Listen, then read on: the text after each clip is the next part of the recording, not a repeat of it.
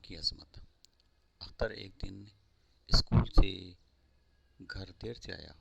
वो गुस्सा महसूस कर रहा था और बेहाल नज़र आ रहा था। माँ ने इससे वजह पूछी तो उसने जवाब नहीं दिया। हर कोई उसे इस तरह देख रहा था जैसे हैरान हो। जब ख़ानदान के तमाम अफराद दोपहर के खाने पर बैठे तो बच्चों के पसंदीदा अंकल जनाब इनायत इनसे मिलने आए। बच्चे उन्हें देखकर बहुत खुश हुए क्योंकि वो दुनिया की कई हिस्सों में गए थे और हमेशा बच्चों को दिलचस्प बातें बताते थे। यहाँ तक कि अख्तर भी अब मज़ीद गुस्से में नहीं था। अख्तर की बहन रुखसाना ने अंकल इनायत को बताया कि अख्तर नाराज़ होकर घर आया है।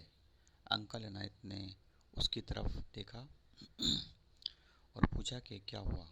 उसने कहा, अंकल, हम स्कूल में समाजी खिदमत का काम कर रहे हैं और हमें नौकरों और बागबानों का काम करना पड़ता है। उस्ताद ने मुझसे अलमारी और मेज़ों की सफाई करवाई। अंकल, क्या इस काम की वजह से तुम गुस्से में हो? अख्तर, अगर मुझे नौकर की तरह काम करने के लिए कहा जाए तो क्या मुझे गुस्सा नहीं होना चाहिए? अंकल, क्या आपके उस्ताद ने खुद कुछ किया? अख्तर, जब हमने मेज़ें और कुर्सियाँ निकाली तो उस्ताद ने कमरे को साफ़ किया और डस्टबिन खाली कर दिया। हेड मास्टर ने बाथरूम को साफ़ किया जिससे हम सब शर्मिंदा हुए। अंकल, क्या ये शर्म की बात है? जो हम खुद गंदा करते हैं उसे साफ़ करना। अख्तर, लेकिन ज़रा सोचें। अख्तर, लेकिन ज़रा सोचें कि एक शरीफ आदमी कमरे की सफाई कर रहा है, क्या खाकरूख को ऐसा नहीं करना है? अख्तर खामोशी से, हाँ वो है। अंकल, क्या हमारे नौकर हमारी तरह इंसान नहीं है? अख्तर, मुझे कहना चाहिए कि वो हैं। अंकल, फिर हमें उनके साथ वैसा सलूक करना चाहिए जैसा कि हम अपने साथ करते हैं और हमेशा अपने आपको वही करने के लिए तैयार करना चाहिए जो हम उनसे अपने लिए करने को कहते हैं। अख्तर, लेकिन ये बहुत अजीब सा लगता है। अंकल, शायद ऐसा होता हो, लेकिन इसकी वजह यह है कि हम अपने नबी की अजीम मिसाल को भूल गए हैं। वो कभी किसी से कुछ करने को नहीं कहते थे जो वो खुद नहीं करते थे।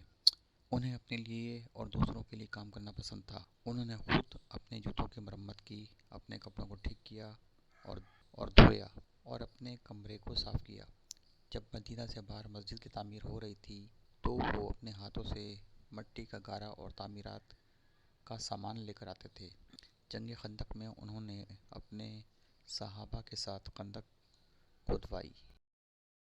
रुखसाना, क्या उनके साथी उनकी तरह नहीं थे?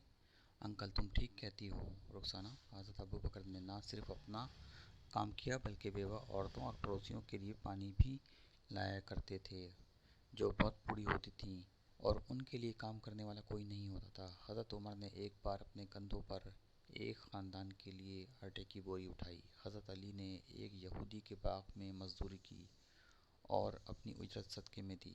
खलीफा मामूनुर रशीद ने अपने मेहमानों की खिदमत की। अख्तर, लेकिन अंकल, ये सब माजी की कहानियाँ हैं। बिल्कुल नहीं, ऐसा तरक्की याफ्ता ममालिक में अब भी होता है। उन्होंने काम की अजमत को सीख लिया है जबकि हम इसे भूल गए हैं। चीन में हर एक को हर साल कुछ वक्त खेतों में या किसी फैक्ट्री में गुजारना पड़ता है। यहाँ तक कि वज़ीर आज़म और उनकी अहलिया भी काम करते हैं। उनका मानना है कि सबको काम करना चाहिए और ये कोई ताज्जुब की बात नहीं है। वो इतनी तेज़ी से तरक्की कर रहे हैं कि अमेरिका में एक बार मैं एक आला हुकूमती ओहदेदार के साथ बतौर मेहमान ठहरा। आपका हम उम्र था। वो सुबह सवेरे बाहर निकलकर फर बेचने के लिए जाता था। मैंने उससे पूछा वो ऐसा क्यों करता है, तो उसने कहा कि सिर्फ इसी वजह से कि वो आज़ाद और मुफीद बनना चाहता है। एक दिन वो बीमार हो गया तो उसके वालिद उसकी जगह अखबार देने के लिए बाहर गए ताकि वो अपने ग्राहकों से महरूम ना हो जाए। एक बार सदर के अपने बेटे ने एक होटल में कमरे की दीवारें रंगने का काम किया। रुखसाना, अंकल, जब आप वहाँ थे तो क्या आपने कोई सफाई की? अंकल, ओह हाँ, मैं एक हॉस्टल में रहता था जहाँ हमने अपने कमरों को साफ़ किया और अपने बाथरूम साफ़ किए। एक बार जब मुझे किताबों के लिए इजाफ़ी पैसों की ज़रूरत पड़ी तो मैंने एक होटल में बर्तन धोए। अख्तर, शुक्रिया अंकल, मुझे मुस्तकबिल में अपने हाथों से काम करने में कोई एतराज़ नहीं होगा।